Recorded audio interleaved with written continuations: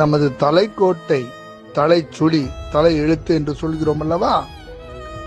தலைக்கோட்டை மாற்றுபவள் மரகத கோட்டை மங்கை வாராகை. வாராகி எப்படி செய்கிறாளாம்?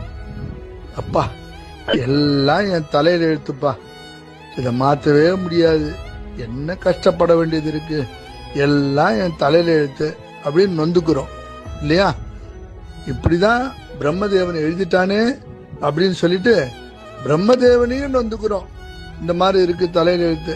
இந்த தலையில எழுத்து இப்படி இருக்கிறதுனாலதான் இவ்வளவு கஷ்டம், இவ்வளவு பேச்சுக்கு ஆளாரம், எல்லாரும் நம்மளை ஏசுறாங்க, பேசுறாங்க.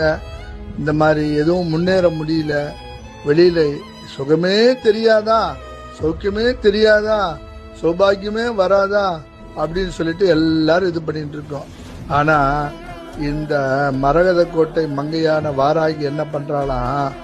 அம்மா, நான் உன் கவலையை போக்குறேம்மா. அம்மா, நான் உன்னுடைய துன்பத்தை போக்கி, துயரத்தை போக்கி, கண்ணீரை தொடச்சி நான் உன்னை ஆதரிச்சு, நான் உன்னை பக்கத்துல வச்சுட்டு உனக்கு சௌபாகியத்தை கொடுக்குறேன், உனக்கு சௌக்கியத்தை கொடுக்குறேன்னு சொல்றாளாம்.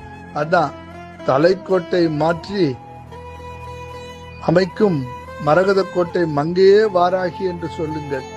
எப்படி நடக்கிறது என்று பாருங்கள்.